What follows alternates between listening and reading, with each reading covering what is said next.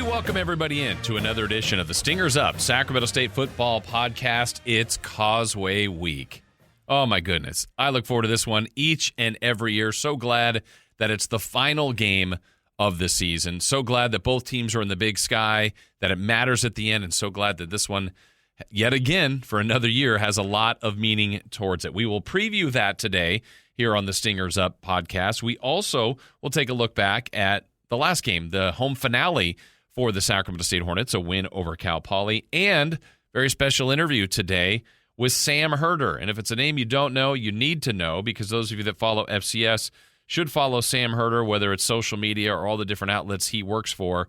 He's the senior FCS analyst for Hero Sports, and we'll get Sam's perspective on the potential playoff aspects of the game this weekend, but really more so for the Hornets. The variety of spots they could finish. Things could look like they host in 2 weeks with a top 8 seed and a bye.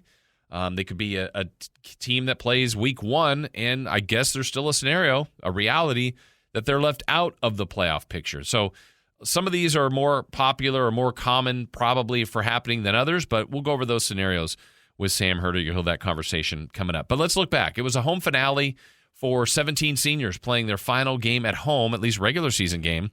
And it got off to a pretty good start for Sacramento State, taking on a more-than-game Cal Poly team. They'd struggled, but those of you that watched the game, went to the game, listened to the game, I know that you were impressed with Sam Heward because he was phenomenal. 5-star recruit, transferred from Washington, and he'd missed a couple games, but boy, was he good against the Hornets. He led them down to a scoring drive to start the game, 3-0.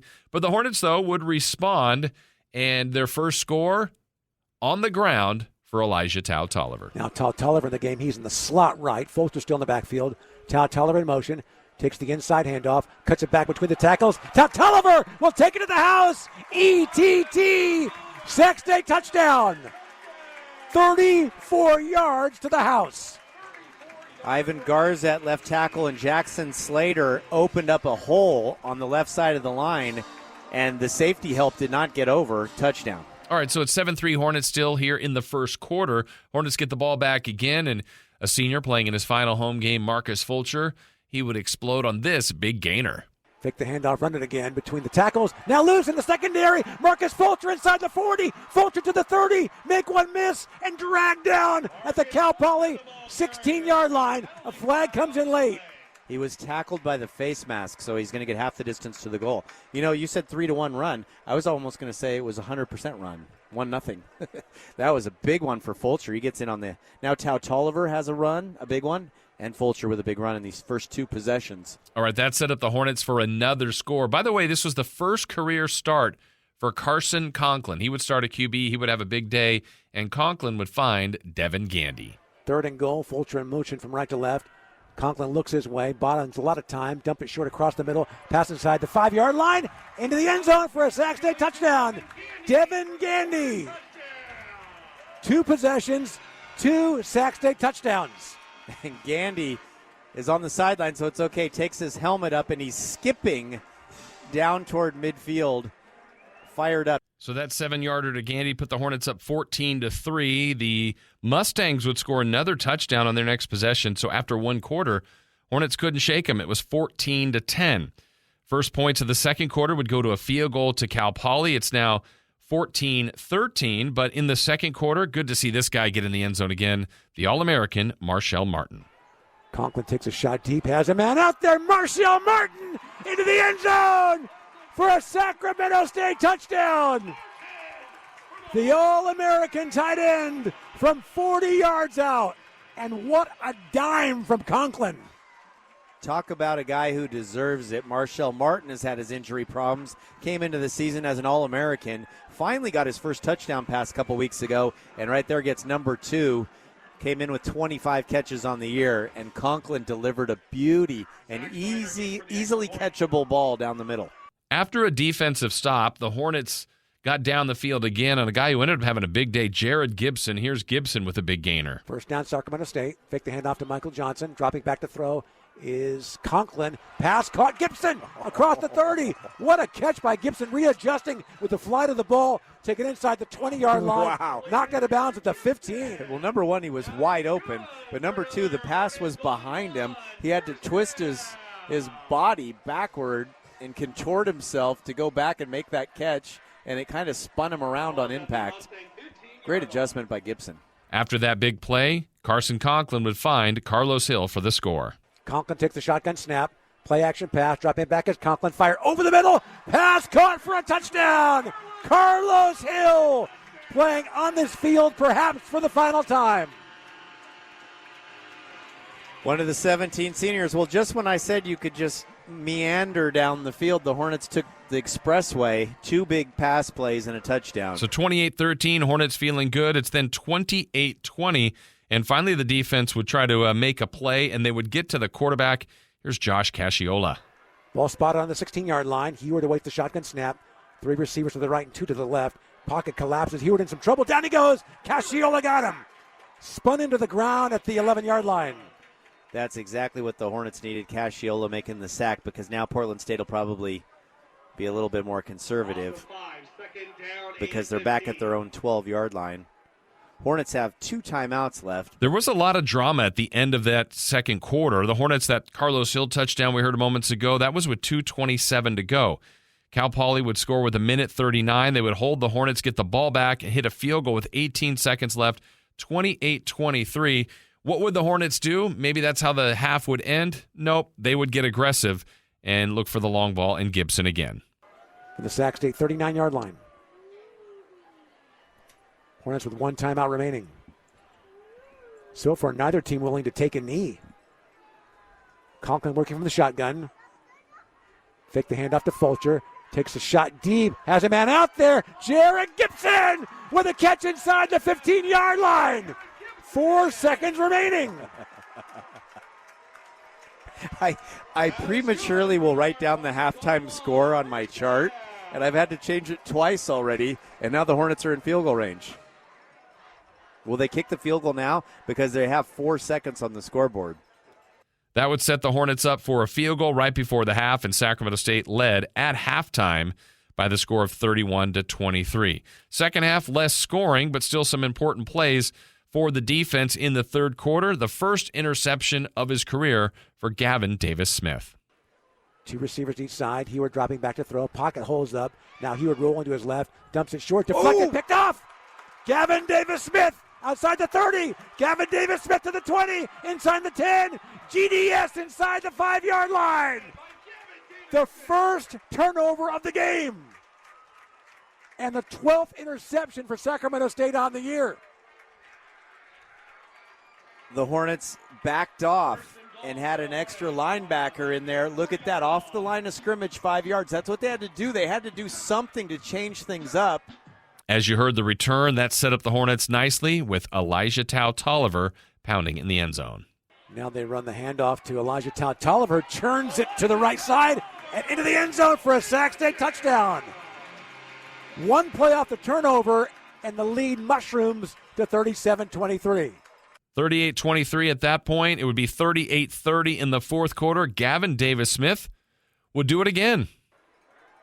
Dropping back to throw is Heward. Off his back foot, across the middle, and picked off at the 10-yard line. What a mistake. Gavin Davis-Smith, his second of the game. Well, I'll tell you why he threw the interception. The previous play, he was hit when he threw the ball and hit pretty good. That play, he was hit hard when he threw the ball, and just that tension in him caused him to not zip it as hard as he usually does, and that led to the interception. And the Hornet that was in there rushing him was Wolf, who came in there, Mitchell Wolf. Hornets would add a field goal in the fourth quarter. They end up winning 41-30. You heard those calls there by Dave Lewis, Steve McElroy, Danny Sullivan. Well, here's Danny postgame with the coach, Andy Thompson. All right, guys, here with head coach Andy Thompson. A battle today with the Cal Poly Mustangs, but you get the victory. Yeah, great job by our offense. 31 points in the first half. I thought in the defense, the second half, a couple turnovers and giving up 7 points was much improved from the first half, and special teams was really good all day. So glad to get the win and get our 7th win. Looking at you started your freshman quarterback, Carson Conklin, over 300 yards, a few touchdowns. What did you see out of this player today that just makes you guys enjoy the future of what he can do? I thought the offense executed really well. He did a nice job finding some open receivers. Receivers did a really good job of getting open and our offensive line protected. So total team effort on the offensive side. Coach Frescas did a great job of calling the game, and good to see the offense rolling. Big game next week, Causeway Classic. Hope everyone can come out. Tell the fans we really need them next week. Definitely. Love to see a bunch of people over there at Davis, but going to enjoy tonight. We got some recruits in town, so we're going to host them, and then we'll go from there tomorrow. Congratulations, Coach, on the victory. Okay, thank you very much.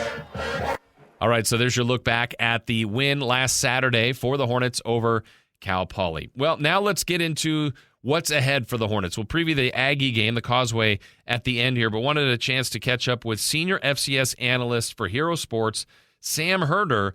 And Sam, let's talk about this. It's got to be the most exciting time of the year for you. Yeah, it's one of my favorite weeks, but it's also one of my least favorite weeks because, obviously, so many people across the FCS fan bases and teams and coaches are, engaged with what's happening elsewhere for playoff positioning and seed positioning. And so that's fun to talk about, but it's also,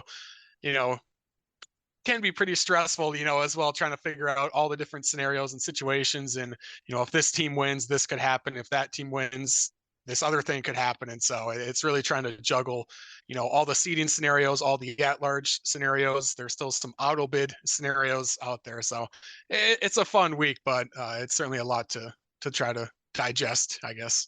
I know this is the world we live in, but you do this, your best guess, you always set up your brackets, a couple weeks ago and the last week and this week, the percentage of responses that you get that are positive for your brackets versus Sam, you don't know what the heck you're talking about. Yeah, I don't know.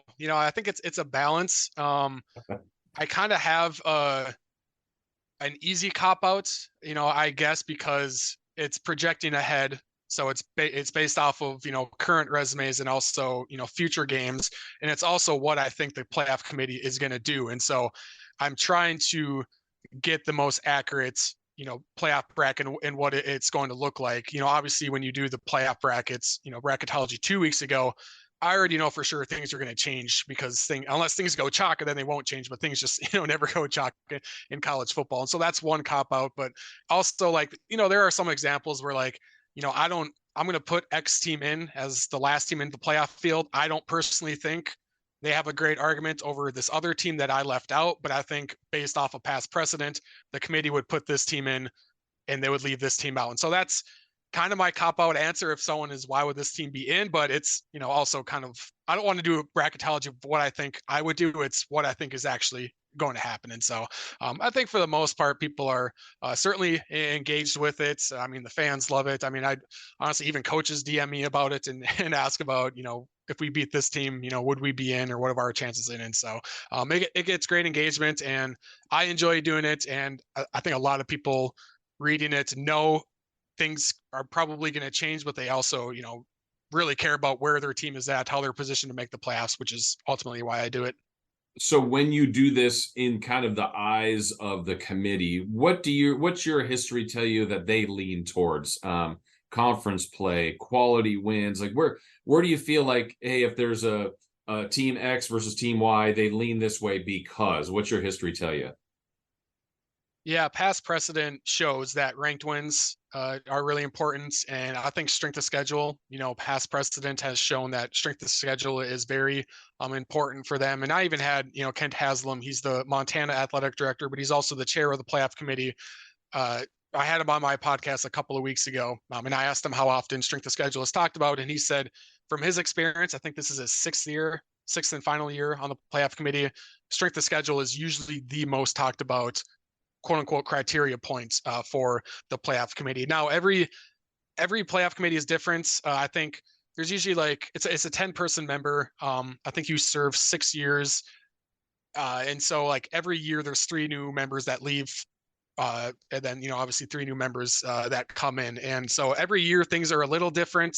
And every committee member too has a different mindset, on things. And so that's why it's difficult to say, what does the playoff committee value more than anything else? Because, there could be 6 that value strength of schedule, but the other 4 could maybe value, strength of schedule can be kind of skewed. And so I'm going to go toward, how you ended the season, how many ranked wins you have. If you have a great strength of schedule, but you lost 2 of your last 3, that I could maybe punish you for that. And so each committee member, there's no rigid, this is what you have to follow. It's here's the list of 10 different criteria. You choose what you think, is best. On the ranked wins, I find that to be a funny one in the sense of, let's take Big Sky, for example. Teams might have ranked wins, quote unquote, against Weber, against Eastern, and now those aren't ranked teams. How do you think they evaluate? Like, look, Montana win, a Sac State win, an Idaho win, a Montana State win. Those are ranked teams kind of before the season and stayed ranked. Where do they fall in lines with a team that might have been ranked 15th, but by the end of the year is a 5-6 team?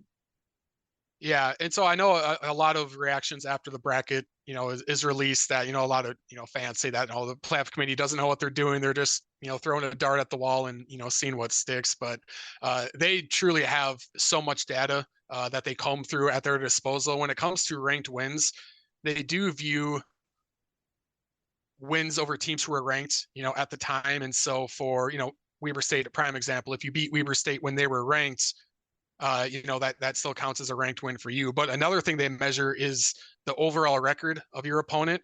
And so, for, Montana State, when they beat Weber State, for example, Weber State was a top 10 team. That's a top 10 win, but Weber State could potentially finish 5-6 or 6-5. So that kind of goes against your overall, team, I guess your resume, as a team. On the flip side, if you beat a team who was unranked, in middle of September, that doesn't count as a ranked win. But if that team goes on to be number 15 and they finish 9-2, that really boosts up, the overall record of your opponents. And so there is a balance there. And the committee, no doubt, looks at these things. They realize, okay, yeah, you beat Sanford, who was number 8 at the time, but Sanford's not in the playoff bracket. And so, yes, it's a ranked win, but they look closer at exactly what type of ranked win it is. All right, Sam, I want to ask you then about the Hornets. So here they are 7-3. Nicholls State probably now looks like a better win as they're an automatic qualifier. Stanford, obviously a signature win. But after that, right now on the resume, not a lot is popping off the page probably to the committee. What's your thoughts before the Causeway for Sacramento State on their outlook? Yeah, it's an interesting resume because there aren't, any ranked wins on there. Nicholls is a conference champion. And so that is still, a quality win, but there's no ranked FCS wins on there. There are quote unquote quality losses because the playoff committee does look at who you lost to and how you lost. And while I understand that the quality loss term, kind of seems weird when you say it, it does make sense because, a 3-loss team and their 3 losses were all the top 10 teams, really competitive with Idaho, relatively competitive, with Montana State until the end there. Obviously the Montana loss was a blowout, but those 3 losses are different than 2 losses to unranked teams, just for example. And so there is a quality loss argument. It's not, if your only argument is your quality losses, you're probably in a tough spot. But for Sac State, it's interesting because there's been 4 FBS wins this year, only 1 over a Power 5 opponent, and that was obviously Sac State beating Stanford. And so that win certainly stands out, but 1 Power 5 win, but no ranked wins. How do you balance that? Of course, UC Davis is falling out of the rankings. Still going to be a quality win, but it's just there's going to be a 0 no matter what happens on the ranked win resume, which potentially could hurt the Hornets. So let's go over each scenario. Let's take a win against Davis and a loss against Davis. Let's start with a win, Sam. And I know we can't know everything else, so we'll use the term chalk. If everything kind of plays as expected and the Hornets win, where would you envision they find themselves on Sunday? Yeah, for sure in the bracket, we'll obviously, start there, have to say that, but I don't know if they'll be a seed or not. Again, 8-3, There's going to be a few different, 8-win teams kind of battling for seeds. An 8-win NDSU team, potentially could be a seed. I think an 8-3 Idaho team, is still going to be a seed. If Montana State loses, they would be 8-3, but I still think, Montana State would be a seed. And then you have, there's a few CAA teams. UAlbany could potentially be a seed at 9 wins. I think the winner of the Villanova-Delaware game this weekend, they're going to be a seed. Austin Peay could potentially finish with 9 wins. So they could be a seed. And so I think there's 7 teams that you can't say they're locks for seeds right now, but I think South Dakota State, both Montana schools, Furman, South Dakota, Idaho, the winner of the Villanova-Delaware game, those 7 teams are probably going to be seeds unless, chaos happens. Who's going to be that 8 seed? I think it'll come down to UAlbany, NDSU if they win, Sac State if they win, and probably Austin Peay if they win. So what is that? 4-ish teams battling for that 8 spot. So that's a pretty competitive, race for that number 8 seed. Yeah, so I guess best case, if the Hornets truly, most teams would want to buy, they'd want to be a seeded team, get that extra week, could be an 8. But if they win, you're thinking at worst a home playoff as a 9 through, 16? Yeah, so they only seed 8 teams in the brackets. They're looking at seeding 9 through 16 as well next year, which if you are a 9 through 16 seed, you automatically get a home game against any team in the 17 to 24 field. Hosting in the first round is still pretty inconsistent this year on what they value. They determine hosting by either bid amounts, how much you bid to host, revenue potential through, tickets, player experience, which is basically, facilities. Do you have good facilities? If you have a really bad locker room, that could damage you, and overall, team performance. And so it's kind of a mix where, a lot of times if you bid really high to host, you're going to get that bid. But there are other times where the playoff committee has steered against that. And last year is a prime example where UND bid like $120,000 to host. They got paired up with Weber State, and Weber State only bid like $40,000 to host. But because Weber State was just outside of getting a seed, they ignored the bid amounts and they gave Weber State the home game. Now there are other examples where Montana was one last year. Montana was one of the last teams in. They got paired up with SEMO, a conference champion. Montana bid a lot, and Montana got the home game. And so that was the biggest gripe last year was sometimes they value this, sometimes they value that when it comes to first round hosting. And so it's really impossible for me to say, if Sac State is in the first round, they would for sure host. You just really don't know, but it is usually paired up, based off of geography. Obviously in California, your options are a little bit limited. And so, Sac State could get paired up with like maybe an Austin Peay, maybe I guess they couldn't face off against Nichols because you can't have, rematches from the regular season, but more of a central time team. Usually they would get paired up with, they probably won't send like Villanova, across the country. That does happen every now and then, just based off of how the bracket, like I know Richmond, went out there, that kind of goes against the geography basis of the playoff bracket. But really it's kind of a shot in the dark when it comes to first round matchups and who is hosting. And then you were saying you think next year they're implementing that 9 through 16 getting at home game? Yeah, it's not for sure yet, but they were really pushing for it this year, and they got several approvals for it this year until it hit the finance committee, and they did not approve it just because overall revenue for the NCAA was even. And so the more seeds you do, the more expensive it is going to be for the NCAA to run the bracket, because, right now they try to pair things up based off of bus trips. And so any team in the 9 through 24 field, can get paired up. But if they do 9 through 16, again, like I said, 9 through 16 would for sure have a first round home game, and they would be paired up with the pool of 17 to 24 teams. Just again, that would probably be based off of geography, but it would be less of a regionalized bracket the more teams they seed, and they're hoping to get that pushed through the finish line for next season. All right, Sam. So we talked about if the Hornets beat the Aggies, for sure they're in. Maybe an 8 seed, depends. What about the thing they don't want to have happen? But what if they were to lose to the Aggies? The interesting part about that is Davis would be 7-4. Sacramento State would be 7-4. Obviously, Davis would have beaten Sac State. What's the scenario there, really, for both squads, for the Hornets and the Aggies, if the Aggies win? Yeah, that would really get interesting because, yeah, I know the Big Sky got 5 teams in last year, including, I think there was Montana was 7-4. They may have been another 7-4 team in there. I can't remember. But even last year at UC Davis at 6-5, they were considered to get in. But last year's playoff bubble was pretty weak. There wasn't a ton of competition. This year there's going to be, there could be about 6 teams battling for those last 2 spots in.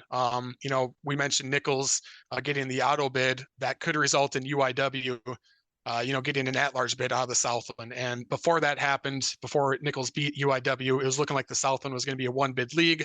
Now it could be a 2-bid league. NC Central, we all thought they were the favorite to go to the Celebration Bowl out of the MEAC and win the Celebration Bowl. They lost last week. And so their path to the Celebration Bowl is kind of blocked as long as Howard wins. And so now all of a sudden, NC Central could finish 9-2. They've been a top 10 team. If they don't go to the Celebration Bowl, they're probably going to be an at-large bid. And that is one less at-large bid that we thought was going to happen a week ago because of that upset loss for NC Central. And so the playoff bracket, the playoff bubble is going to be really packed this year. I guess what happens between UC Davis and Sac State at 7-4, there's definitely potential that both could get in. That would mean 5 total bids from the Big Sky Conference. I don't know if there's going to be room for 5 teams from the Big Sky this year, especially because UC Davis has kind of fallen, off of the rankings. So they've probably fallen off the radar of the playoff committee a little bit. But if UC Davis beats Sac State, as the playoff committee, is watching in the room in Indianapolis, and they only, want to go with one Big Sky team, there's a chance that they would just say, okay, UC Davis won the head-to-head. We should probably put UC Davis in. They could also turn it around and say, yeah, UC Davis has the head-to-head, but Sac State has probably the overall better resume between the two. Win over Nichols, Power 5 win. Let's still go with Sac State, even though UC Davis has the head-to-head. And so I really don't know actually what would happen, in that scenario. It could go a multitude of ways where they go one or the other, or they would probably, potentially could also go with both getting in. I mean, it's amazing. I know, I'm glad they've expanded, but sometimes it's always going to happen no matter how large the field is. But this year of all years, Sam, it feels like they probably could get away with 32 even. I know that's not in talks, but where last year you said the back end of the bubble was kind of weak. This year, I think there's going to be a few good teams left out. Yeah, there are. And I do wonder because I can't remember if it was 2 years ago or last year, there was talk actually among the commissioners about expanding the playoff bracket, potentially to 28 teams or to 32 teams. And the commissioners who were pushing for that were the Big Sky, Missouri Valley Football Conference, and the CAA commissioners. Why? Because those are the bigger conferences, and because they believe their 5th and 6th place teams are better than, the 2nd or 3rd place teams in the OVC, Big South, or, the Southland or the SoCon. And so they didn't want, their 5th place teams getting left out because there wasn't enough room. They've since backed off, on that. They all believe as of right now that 24 teams is the right amount, because the more teams you put in the bracket, the less first round buys you get, the more games are being played on Thanksgiving. And that's just not good, because Thanksgiving games really struggle to draw. And so they backed away from that now. I think all commissioners are in lockstep that they think 24 teams is the right amount. Now they just want more seeds within that 24 team bracket. But I do wonder if, there could be 2 ranked Valley teams that get left out of the bracket this year. There could be an 8-3 team from the CAA that gets left out this year. There could be a Sac State or a UC Davis team at 7-4 that gets left out this year. And all of a sudden these commissioners might go, well, maybe we do want 28 teams in the bracket. I personally hope they don't, because that just seems like way too much. And again, you're putting more games on Thanksgiving, which I don't think would be good. But it will be interesting to see if that comes back up or not. You watch all these teams, just curious your perception overall in the Big Sky. Does it rank as your top conference, second bet? Where do you put them amongst the FCS? Yeah, it's kind of seems like it's gone back and forth between the Big Sky and the Valley, especially this season. It seemed like, maybe for a little bit the Valley was the better conference, but then, you had UC Davis bubble up, and then you had, Eastern Washington for a little bit bubbled up into the rankings. I think at one point there were 7 teams ranked in the top 25 from the Big Sky, and so then it went to, okay, the Valley has one, elite team in South Dakota State, but the Big Sky has, more depth. Now it kind of seemed like that's flipped again, where the Valley still has, that one elite team with South Dakota State, and then 5-6 good teams after South Dakota State. The Big Sky has, maybe lost some depth because UC Davis has fallen off, even though they're still in the picture like we talked about. Eastern Washington has fallen off as well, and so there's kind of four good teams in the Big Sky right now. Maybe a couple of them could challenge South Dakota State, and so I don't know. I think the top of the Big Sky is better than the top of the Valley, but if you want to look, I guess, like at the middle tier of both conferences, you would probably give that edge to the Missouri Valley Football Conference. Yeah. What's great about this is, it's one game, you never know. Because Sam, I would have said after calling the Hornets and Montana State, I thought, well, this is just a collision course for Montana State, South Dakota State again to play.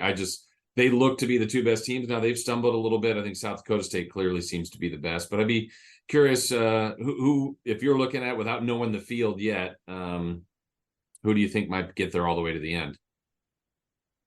Yeah, it's really hard to see South Dakota State losing. I mean, they have 7 ranked wins already this regular season. I want to say 5 of those were all by 3 scores or more. So Montana State gave them a heck of a game, and you could argue that Montana State should have won that game.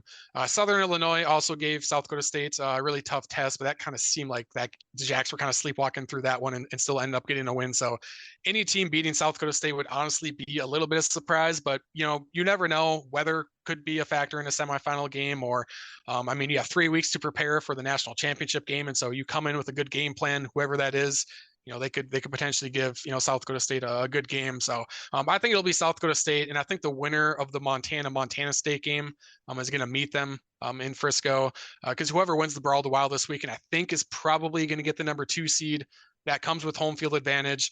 It's going to be really hard to beat Montana State at home. It's going to be really hard to beat Montana at home, whoever that is. And so I think we're looking at a South Dakota State versus insert one of the Montana schools, in Frisco, which would be in the electric atmosphere, probably the best atmosphere ever in the Frisco era, with those 2 fan bases traveling there. So, but we shall see. It's a 2014 bracket. You have to win 4 times, sometimes 5 times to win a national title, depending on if you're a seed or not. So, a lot can happen in that bracket.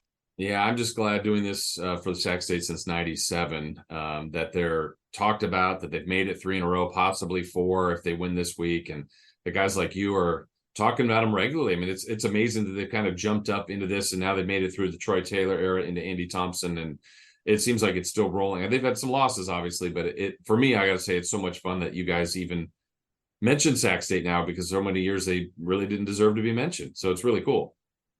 Yeah, absolutely. And it's great from our end too, to have, a program like Sac State that is in a bigger, market. It does draw, great crowds. I think last year Sac State was somewhere in the top 10, I want to say, in home average attendance, in the FCS. And so, the following is there, and obviously, winning multiple Big Sky titles, that helps, attract, more people to the games. But this is a much longer conversation about, the state of the FCS and, all the teams that have moved up to the FBS, some blue blood names. Now we're kind of looking for who can step into, those shoes. And, Sac State has stepped up, Idaho is now stepped up as well. And so that's what the FCS needs, is just more teams to kind of up their play and make the top of the FCS more competitive, so it isn't so top heavy. And Sac State has certainly entered that conversation from, really 2019 on, where the years prior to that were, just not, I guess, nationally relevant, when it came to the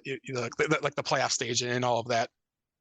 Well, Sam, bottom line is, we know Hornet fans need to be rooting for the Hornets to beat the Aggies, and I guess we'll keep our eye on North Dakota State, probably Austin P, Albany, you mentioned, just some of those teams, see if they get some help this week. And I know they'll be watching the selection show regardless, win or lose this weekend, and see where their fate takes them. Sam, thank you so much for joining us. Keep up the great work, and I hope we're talking a few weeks from now with the Hornets still in this thing. Yeah, absolutely. Yeah, I appreciate you having me on. And Selection Sunday, like you mentioned, it's going to be interesting, because no matter what the committee does, there's going to be there's probably gonna be like 5+ mad teams out there and fan bases out there, because they didn't get the draw they wanted to, or they got left out of the bracket. So it'll be fun, but it's always a good time of the year right now. at least 5+ or more, man. That's for sure. Sam, thank you so much. We'll talk soon. All right, sounds good. Thank you.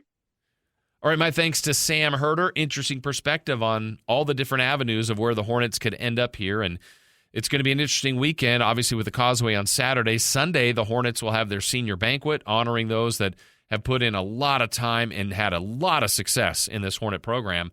And then we're going to watch the selection show to see the postseason fate of the Hornets. And they won't have to really hope much if they can beat the UC Davis Aggies. Now, how do they do that? Well, one of the things that's going to be most important, the Hornets have won 3 straight games in this rivalry.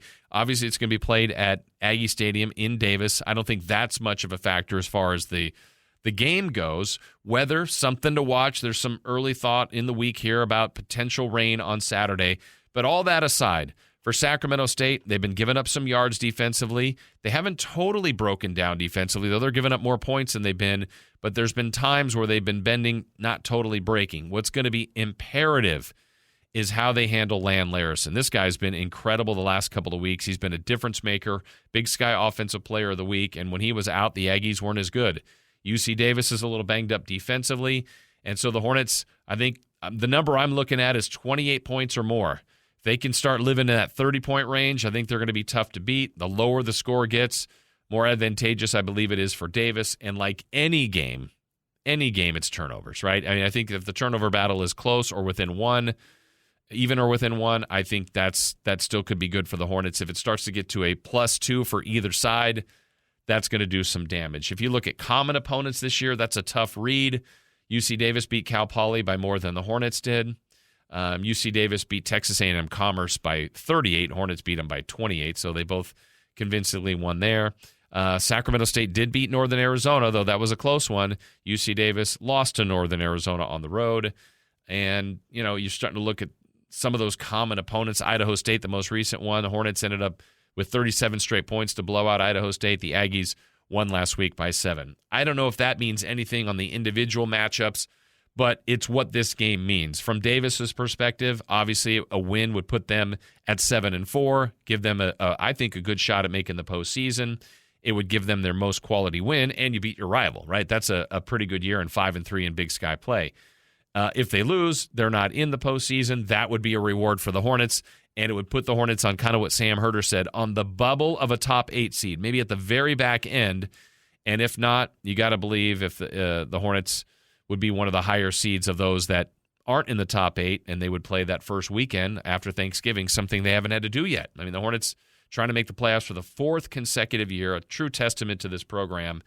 And their road has been a bye week, and we know how that's ended with a loss the first year to Austin Peay after the bye, a loss the second year after the bye to South Dakota State. Last year, a win against Richmond after the bye, then a loss to Incarnate Word. So it's been amazing to watch this squad go this year, and I hope there's a lot more football ahead. Saturday's going to be awesome, and I hope you all get a chance to either listen to it on the radio with myself and Danny and Steve, if you get a chance to watch it on television, or even better yet, get out there and support the Hornets. It'll be a lot of fun. And this is the region's best game. I love it. I love that it's the end of the year. I love that there's something on the line, and I hope it brings out the best in the Sacramento State Hornets. So look forward to this one. We'll be back next week to recap it and hopefully preview a playoff spot for the Sacramento State Hornets. My thanks to Sam Herder for joining us, and for all of you for listening. Thanks for listening to another edition of the Stingers Up Sacramento State Football Podcast.